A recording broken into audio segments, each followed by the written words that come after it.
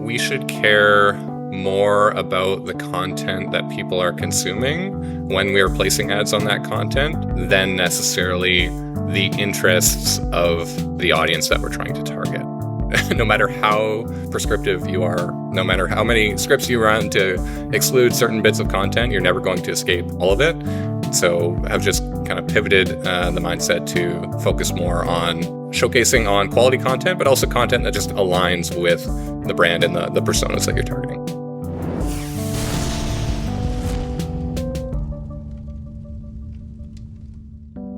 This episode is brought to you by Contentful. Marketers, you know that feeling when your creative clicks, when that social post sends engagement through the roof, when your outside of the box campaign hits ROI positive, when a personalized homepage turns prospects into customers? It's utter marketing bliss. Contentful helps you create tailored omni-channel experiences without working overtime. No stress, no limits, only possibilities. Get the feels at contentful.com. It's all killer, no filler. I'm Eric, and I'm here with young Douglas. You're not that young, I guess, anymore, but you lead the Pilothouse Google team. Welcome to the All Killer, No Filler podcast. How you doing, Dougie? I'm doing well. Thank you for having me as per usual. And young Douglas, I like. I'm closing in on 30, so I'll keep young Douglas as long as I can. Well, you're sub 30, then you definitely qualify as young Douglas. But so today we're talking about Google. We're talking about some of the shifts happening in the ecosystem and why targeting based on what people watch is outperforming targeting, who Google thinks these people are. What's your overall thesis here, Douglas? Yeah, my thesis is that we should care more about the content that people are consuming when we are placing ads on that content than necessarily the interests of the audience that we're trying to target. I think when you target content, you're being much more prescriptive about the interest you're showing an ad on, as opposed to when you're looking at targeting people who like sports. Why not focus in on content that you know is sports related, right? So we've definitely found some interesting results via a bit of a change in mindset on that front. It's age-old stuff, funnel congruency. We're seeing it across every platform, as we talk about different kinds of audience avatars and making sure that you're building your ad campaigns around these, right down to the post-click experience as well. So it makes sense that it's working in the Google environment. Well, as well, where does YouTube Select come in? Because this one's interesting to me, because I've only, back in the day, I've advertised on YouTube a little bit. And my biggest problem, as we've talked about on the platform, was just the sort of more indiscriminate spend that would happen, or the spend that would happen on really low quality, toddlers who are asleep watching something, or really low quality inventory bleeding into this. So what does YouTube Select, I guess? Yeah, so YouTube Select is essentially lineups of the top 5% of consumed content on the platform. So it's essentially premium YouTube inventory, and it is deployed via lineups of channel subsets, as opposed to being deployed towards any content on the platform. You can still align it to particular demographics and what have you, but primarily it's aligned to content at the end of the day. How much more expensive is it? It is pretty pricey. The more you layer on the demographic details,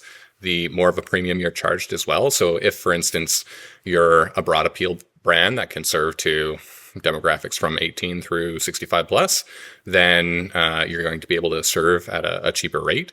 However, if you're being very precise about the demographic you're targeting, you're looking at between $40 and $60 CPMs. So it's pretty hefty, but we are, despite this higher CPM, seeing much stronger measurable performance from this work than CPMs that are 10 times lower. And it is somewhat intuitive, right? Like, you're paying for quality, you're going to get more quality performance. I think that there's just been a false perception that if you buy enough eyeballs, it's going to come out in the wash and you're going to see performance. And I don't fully believe that's the case if you go too far down the quality ladder. And YouTube has a very long quality ladder. Absolutely. Like we've talked about previously, to your point as well, even earlier on in this very podcast, you have content being consumed passively on YouTube. You have it being consumed by people who share a device who might not even be the intended target for the ads being served on that content. And Google knows this. So when you go in, you say, hey, Google, give me like a 1 cent or a tenth of a cent CPV or a $1 CPM, despite you being extremely stringent on the parameters for, hey, I just want to go after affluent men in Minnesota, you will still get that in terms of what's reported back to you in the platform. But that doesn't mean that the people you serve to were engaging with the content at that very moment. So that's where I see, or I have some concern, is that people are going in, they're setting up these high view rate, low cost campaigns, and they're saying, hey, look at all the eyeballs I got. And I see that as being minimally impactful to the back end at the end of the day. I'm one of the people that needs or quite often uses a YouTube video to fall asleep. And I would imagine, unless besides the psychic driving value that you'd get from being in my ears while I sleep, you're not getting as much value from that. Yeah, absolutely not. So I've spent hours and probably days at this point going through placement reports for different brands that we've audited, for our own brands. And you just can't, no matter how prescriptive you are, no matter how many scripts you run to exclude certain bits of content, you're never going to escape all of it. And so I've just kind of pivoted the mindset to focus more on showcasing on quality content, but also content that just aligns with the brand and the personas that you're targeting. Okay, so let's talk about it. So what has a successful campaign structure kind of looked like leveraging this YouTube Select inventory? Yeah, so the campaign structure is honestly not a significant part of the work. Most of the work comes from doing the work before you launch the campaign. It's diving into, okay, where is our consumer? What do they care about? The better you understand who you're trying to target, the more insight you can gain from Google working with your reps. If you're of a reasonable stage of growth, you can gain insight into what type of content they're consuming on YouTube, down to the very specific channels that are more highly indexed as compared to the general population. It's almost that pre-campaign launch work that is more important than the actual campaign launch. The campaign launch itself is almost similar to a TV flight, to be honest. That's another point of clarity, is it's not exclusively flight-based, but YouTube Select is typically deployed in flights as opposed to daily budgets and adjusting bidding. So yeah, I would say that it's less so around hacks with the campaign setup and more so around doing really deep strategic work, understanding your customer and what type of content they're consuming, and feeding those insights back into campaign build in the first place. I was going to say, it sounds like I've heard a lot of good things about streaming, and it sounds like this is a filter to kind of give you a bit more of that experience. It's interesting that they run it in flights. Talk to me more then about the content strategy with this content targeting. How many of these YouTube Select sites, like, are you going right down to the streamer level, or are you just doing it like, sports streamers, and then you make the ad a little bit about sports? Talk to me about how we build content for this content targeting. The lineups work. They're pre-made, so we don't have the ability to create our own custom lineups. However, I'll maybe add a tidbit on that in a moment. But essentially how it works is, let's say you have a product that resonates with people who are interested in sports. You can serve on the sports lineup. And then the other component that we see a lot in TV advertising, but I think we see less of in YouTube advertising, outside of maybe the golf niche. The golf niche on YouTube, the YouTube advertisers there. Tacoma, I think, is one that springs to mind. This is me as someone who's not a golfer, but for some reason consumes golf content on YouTube. You can see that they tie the content directly to the placements. And I think that when we're looking at the actual creative itself, there is a deeper benefit to aligning the creative to suit the content that's being placed on. So the tidbit I'll add to that is, while we can't make custom lineups at this current point in time for YouTube Select, what you can do is still gain the insights from Google or through your own research in the wild to discover, okay, where are my potential consumers consuming content on YouTube? What channels are they watching? What type of content do they consume? And you're still able to use content placements, not via YouTube Select, but via standard skippable in-stream, non-skippable, and use those placements specifically. And I do advocate for going down that route as opposed to targeting based strictly on interest. Why do you think Google's making this shift? I don't know if it's entirely a Google shift as much as it is a Pilothouse shift. I would say the broader shift at Google is certainly towards pushing YouTube and I was going to say demand gen, but demand gen just facilitates YouTube via YouTube Shorts and skippable in-stream, what have you. There is definitely a push from Google to direct advertisers through YouTube. It's just more creative. If we look at search and shopping, over time, it's going to continue to be more and more automated, less gameable. Whereas I feel like creative is always going to inherently reflect strategy to some degree. You've probably heard other people at Pilothouse say that in the past, specifically within our strategist team. And so there's definitely an appetite for Google to push YouTube generally. I think they see what other platforms are doing when it comes to Instagram, TikTok, and they want to probably eat into that market share, and they don't want to completely lose out on monetizing all of the consumption taking place on YouTube. And so, yeah, there's definitely that push towards YouTube broadly, but I don't think it's necessarily towards placement content. I think they will still advocate for a fair bit of audience-focused targeting as well. I guess it just gives them the most leeway, right? They're going to want the thing that they can put the most slush in while still having it pay the bills in a way, if you know what I mean. Exactly. Like if we say, hey, we just want to target guys who are interested in sports, that's a far broader population than people actively in that moment consuming sports content on YouTube, right? So they're able to monetize much more based on audiences than they are based on content. So did you say you aren't able to customize the creative specifically for this inventory, or you are? Sorry, you are able to customize the content. It is the placement that you don't have an ability to customize via YouTube Select. Via standard YouTube, you can pick your YouTube channels, your YouTube videos, whatever, and serve on those specifically. You absolutely have the ability to customize your creative assets yourself, but you don't have the ability to say, I want to pick some sports content and some like beauty content. And yeah, exactly.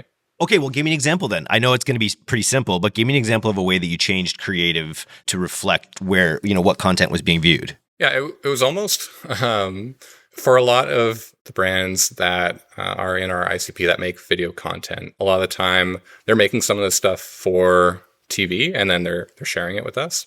And so it was almost more akin to, okay, we've got creative geared towards grilling and cooking, therefore we should place that content on placements that is aligned to the grilling and cooking audience. So, and the more recent examples, that has been more the case of we are prescribed the creative and aligning the placement of that creative to the creative content itself. However, I would recommend that if you do have a seat at the creative table, and certainly what we will be advocating for more going forward is if we know we'll be placing on X, Y, Z type of content, we want to have creative that reflects the content that it's being placed on. So it's all about fitting naturally into the platform, right? It's the same story with like UGC on Facebook feeling natural, right? UGC on YouTube feeling natural. Skippable in-stream probably being more akin to TV because it feels unnatural if it's too focused on UGC and too scrappy. But yeah, I think at the end of the day, it just comes down to making sure that the creative reflects the content it's being served on. Anything else going on the Google side of things that you're pumped about? I just saw an ad today, actually, that was for Pilothouse that was featured Grayson talking about how Meta and Google work together specifically. This might be its own podcast with both of you, but give me that from your perspective. Why are we bundling more often Meta and Google together? It's just got nice synergy where they're both are typically deployed as lower funnel performance-based platforms. Obviously, when we think of Google being the most lower funnel, it's branded search, right? You're capturing demand. So it's a demand pull. You're pulling demand in that is already out there in the ecosystem, whereas Meta does a good job of pushing the message out and creating demand. So it's just got nice synergy of platforms like Meta, TikTok, even YouTube, which is why Google's maybe a bit of a dual threat platform, is you have the demand generation component of YouTube and the demand capture component of search and shopping. And so the demand creation from Meta just synergizes nicely with the demand capture of Google. If you have demand generation without demand capture, you're probably going to be missing out on part of the funnel, and vice versa. If you have demand capture, but you're not able to create demand and consideration for your product, the demand capture on its own isn't going to be as effective either. And I feel like YouTube Select is a pretty strong evolution for YouTube because it addresses, I think, the quality issue that might hold back some of the bigger partners from scaling there. What's the scale like? That'd be another question. Are you able to really scale up on YouTube Select? Depends on how narrow your population size is, right? Like if you are a pretty broad appeal, for instance, if like to go to my previous example, if you appeal to all age groups and people who are interested in sports, like you're not going to run into a huge ceiling being able to scale into that population. That population is very active, consuming content on YouTube. Maybe if you're trying to spend a significant portion of ad spend in a very narrow window, but generally there's pretty significant scalability for some of these broad audiences. If you're too niche, or if you're the type of persona that your product appeals to is going to be very narrow, I would say that you are going to run into scale ceiling issues at some point. But for most of our larger brands, it's not a significant concern at this point in time. Well, thanks for coming and giving us these updates on the YouTube ecosystem. Now go look at our Dynasty Fantasy Pool and figure out what I need to offer you to trade me Brad Marchand. All right. I want him off my team. I'm a Toronto guy through and through. So any Floridan or Bostonian, I'm happy to, maybe not happy to get rid of, but I'll make the trade there for sure. And to give the listeners just a little context, I'm challenging in this pool that I've been in for 20 years. I have a chance to win this year, and I feel like Marchand is the asset that takes me over the top. You're decidedly in a rebuilding phase, would you say, Douglas? I would say yes, but that's also been the case since I joined the league. So yes. I'm feeling a bit like Vancouver Canuck right now. Oh my God. Well, it took me about 5 years to ascend from where I'm at now, or where I was at when you started, to where I am now. So there is hope. I'll say that there is a path back. Hybrid retool is what I'm after. That's a hybrid retool. That's what agencies and brands should be thinking of doing, maybe with their YouTube campaigns. There you go. It's a hybrid retool, swapping in, some more of this YouTube Select inventory, shifting from interest to content targeting. And hopefully now people listen to that rant, because I think there's some good at the end. Absolutely. All right. Thanks, Doug. All right. Thanks, Eric.